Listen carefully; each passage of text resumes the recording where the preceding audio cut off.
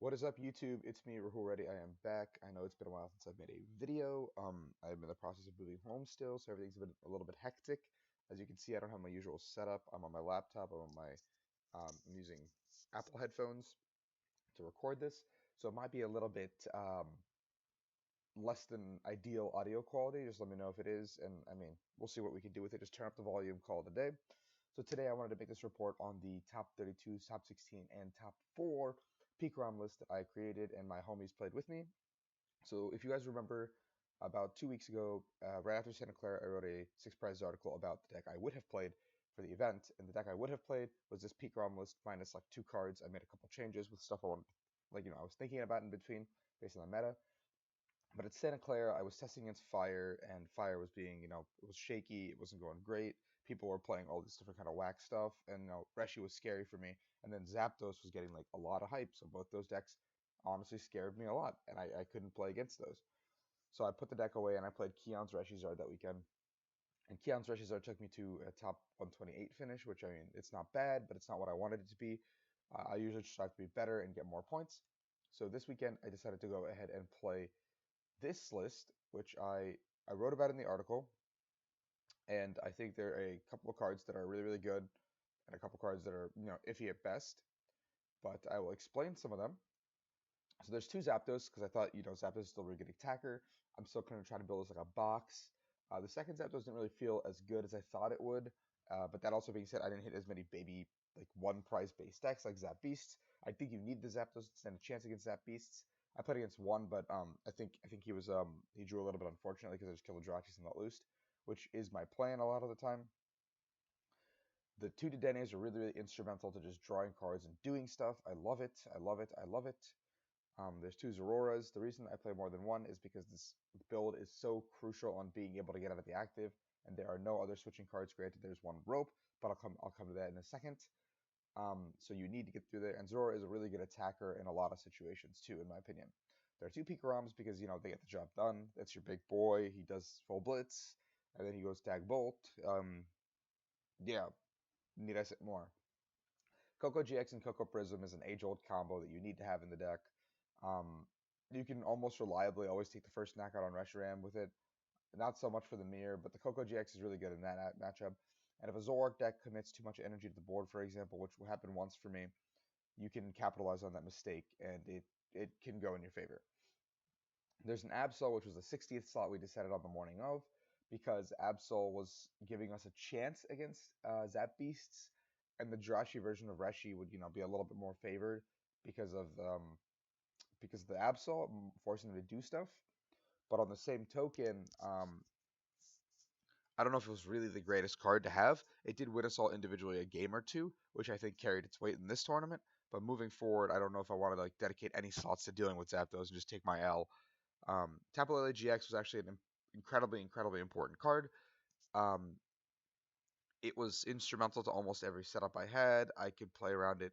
I could play more recklessly because I knew I had it. Um, so that's how I put it. I knew I had it in the deck, so I could do what I wanted to do with it. Two let loose. I'm a cheese deck. I have to cheese people. I will cheese people. The reset hole Marshadow is an inclusion for Zap Beasts as well as bumping Heat Factory because we have one way to bump Heat Factory otherwise, and I wanted to make sure I can deal with that. Heat Factory and Power Plant actually a way to get Nest Ballable Power Plant.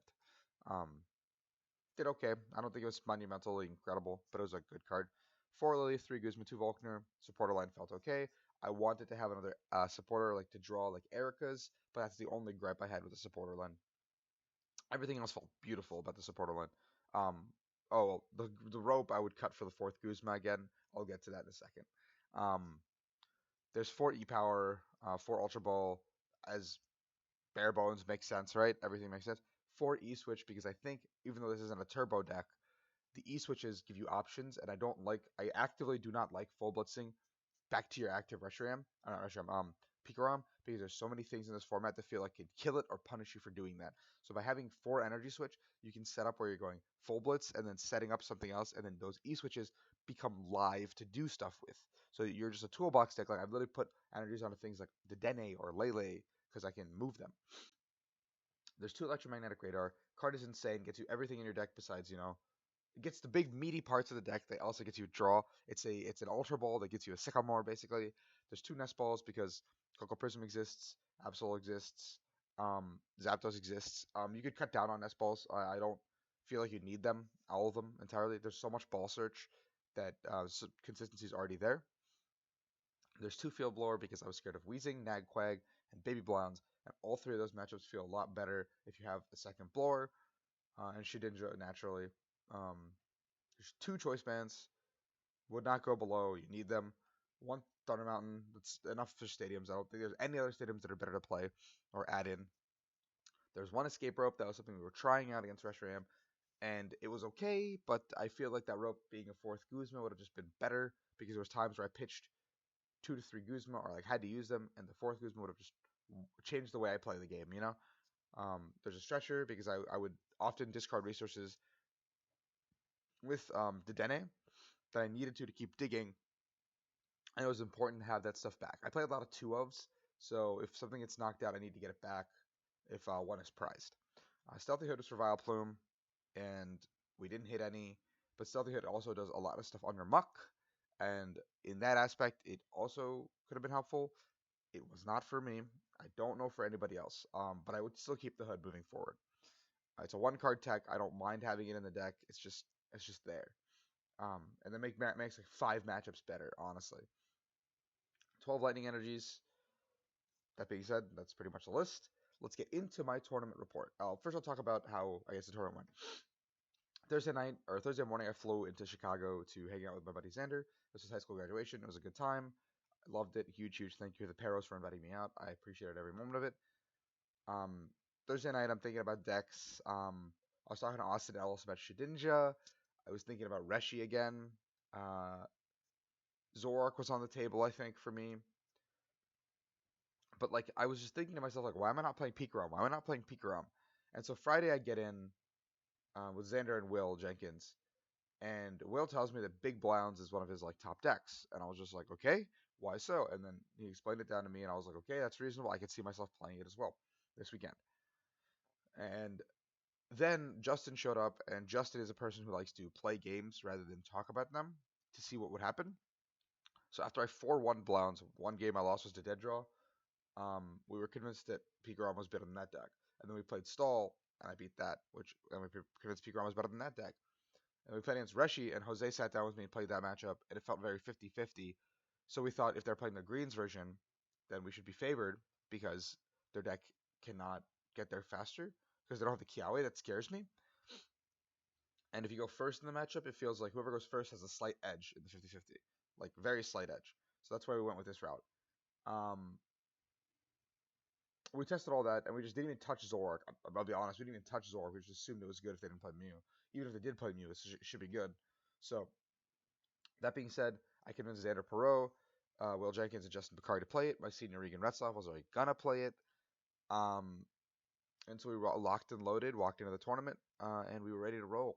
So round 1 for myself, I went up against Zoroark Lucario, and I didn't know it was Zoroark Lucario until it was too late.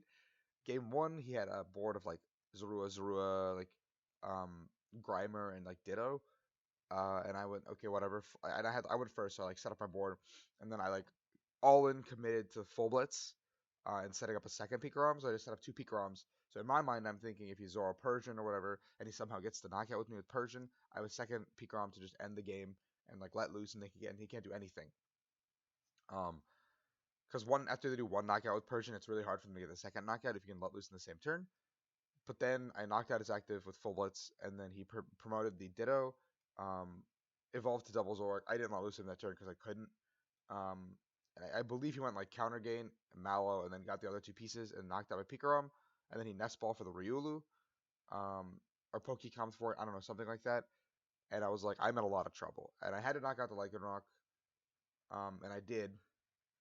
And then he brought up the Riolu, and he had the game, so I made a mistake there on my part. It's something that I didn't expect. Game 2, I pretty much just set up perfectly, and he scooped a couple turns in. And then game 3 came down to me prizing Coco Prism, so the game slowed down. And we got to the point where I had 1 prize and he had 2, and he had to go Choice Band, Kukui, Lucario, and he had a pretty massive hand, and I'm pretty sure he had it, and he did. So no harm, no foul. The matchup is unfavored, I guess. I don't know. I threw a game.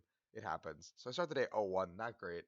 And now I'm running headfirst into Zap Beasts. So not a good matchup to see the second time either.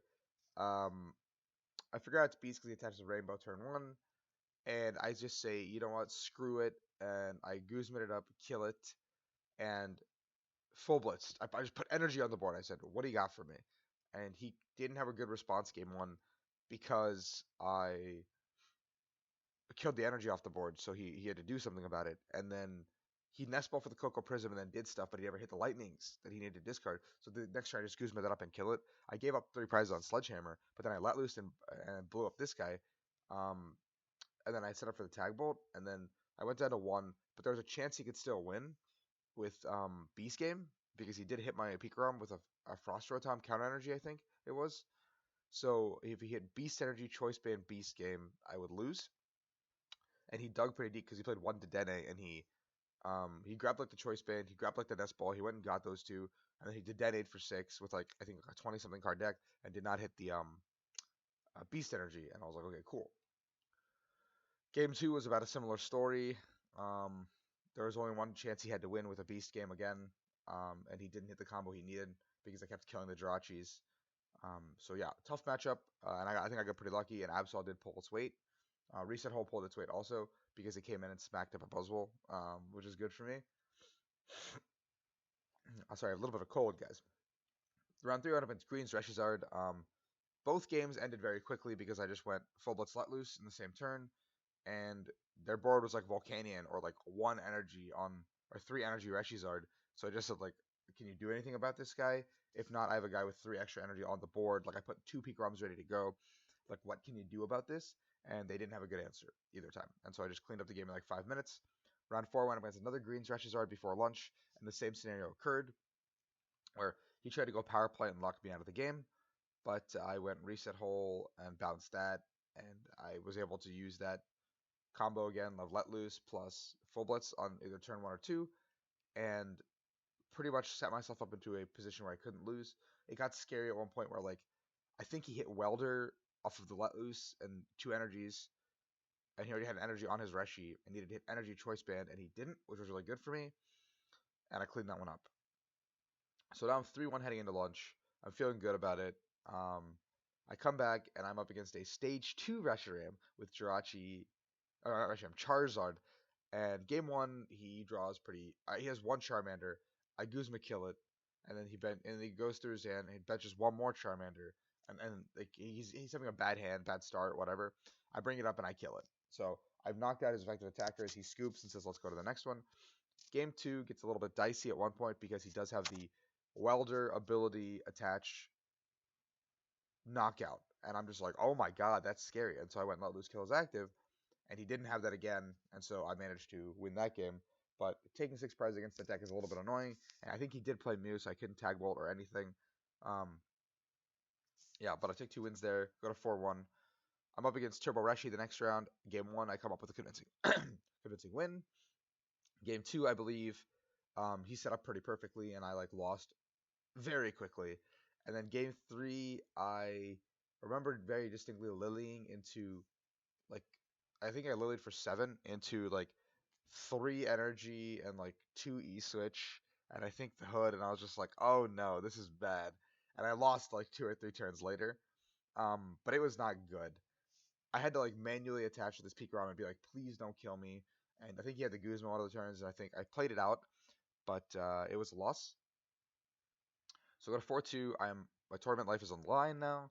I go up against a Zoro Rock.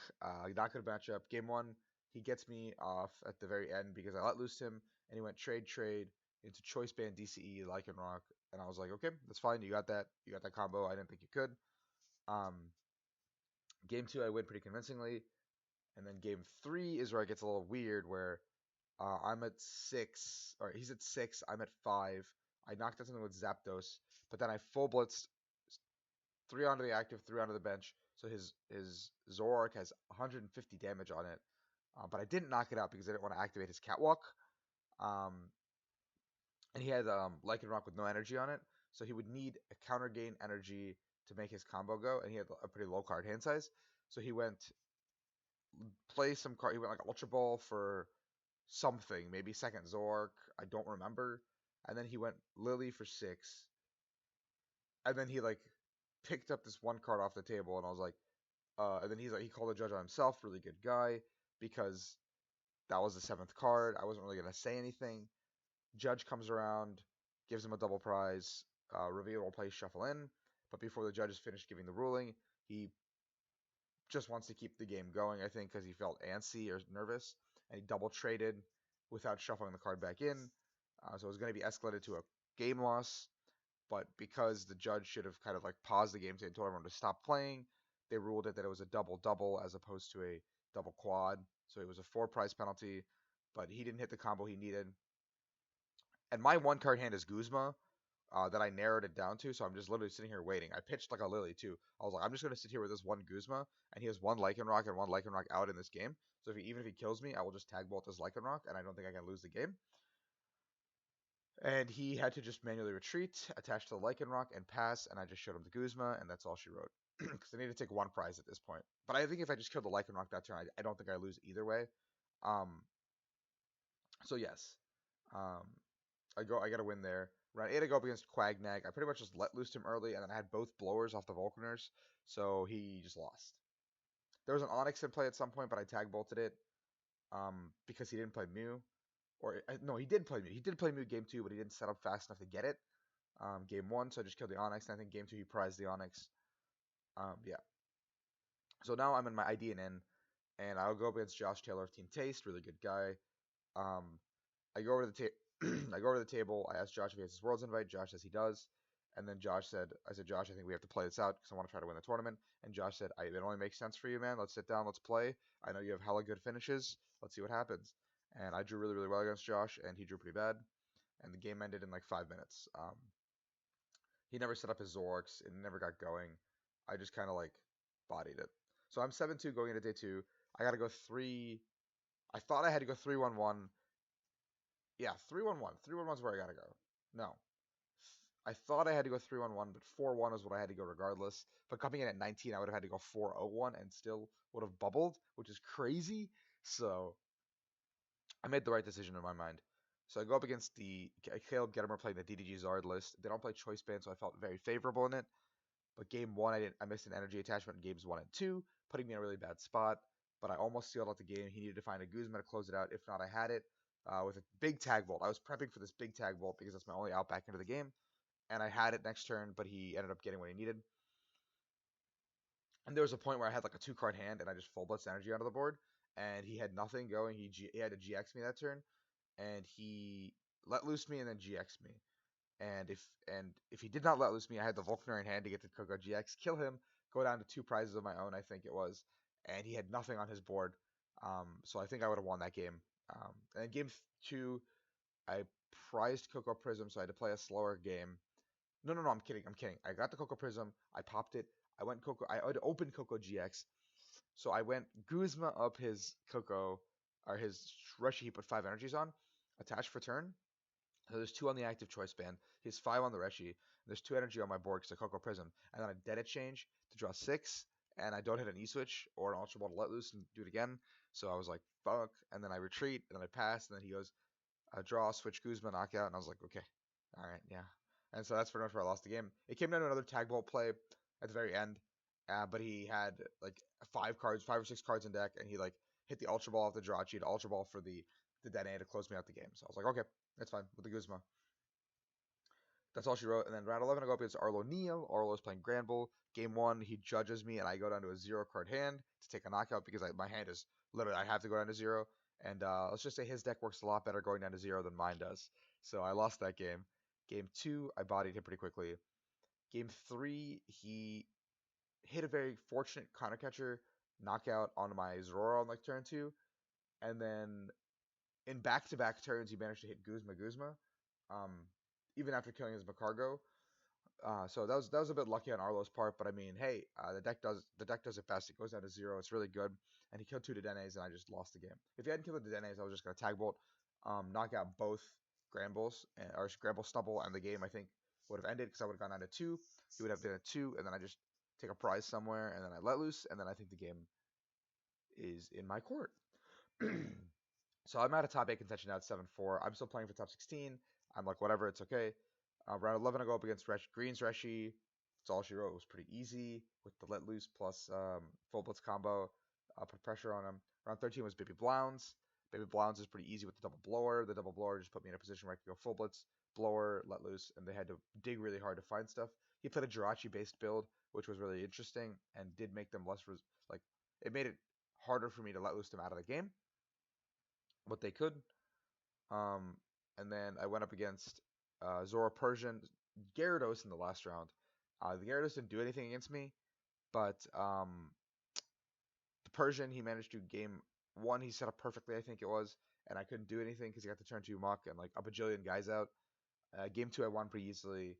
And then game 3, it came down to um, he went for a big Persian knockout. He went all in to get the Persian knockout, and I didn't have the let loose response, but I had the knockout on the Persian. So I knocked out the Persian, and I said, "Do you have it again?" And he was like, "I'm out of choice bands. You got this, man." I was like, "Okay, good game." So I finished 15th, and I felt pretty good about it. But I think everyone's talking about the deck, and everyone is saying like, "Hey, like you guys lost to Reshi, blah blah blah blah blah blah across the board." And I disagree that Reshi was unfavored. I think that Green's Reshi was very favored. I think Turbo Reshi was 50-50. I think DDG Reshi was favored. My group as a whole went very favored against it, and I'll put out like some stats. I'll talk to Rukan about it. I'll get some things going. But Xander pretty much ate up Reshi's all day. Like day one, I think like Will was like 5-1 against Reshi or something, or 5-0 against Reshi. Um, the list that were ill equipped to handle it with a double let loose and the I don't know, like the rope, I guess. I don't know what cards made it better for us than it did for them. Um, but if you were ill equipped to deal with it, I think you had a little bit more trouble. So I think PikaRom isn't unfavored, but I think PikaRom has to change because people will be teching cards in now, like Mew and fighting attackers maybe. So I know the biggest change I'm going to make is cutting the rope for a Guzma and almost certainly cutting the reset hole for a Rayquaza GX, just to make sure that if Coco Prism is prized, we have a way to get energy onto the board, because that actually became really scary a lot of the time, because if I prized the Coco Prism, I was like, oh, this game has gotten really slow. I don't have anything to do. Um, so yeah, that's what I do for now. Otherwise, the deck is pretty good. It's pretty solid. You'll probably end up seeing me playing it at least once or twice again this season at the 1 or 2 events left. I'll be at Origins. I'll be at NAIC. I'll be doing stuff. Thank you guys for watching. Please like, please subscribe. Please show everyone some love and support. Arcanine Labs, the New Energy Europe page. We are here. We are here to help you out. And thank you, thank you, thank you. Let me know if this audio sucks. I will be better once my desktop is back, and I appreciate it. Have a good day, guys.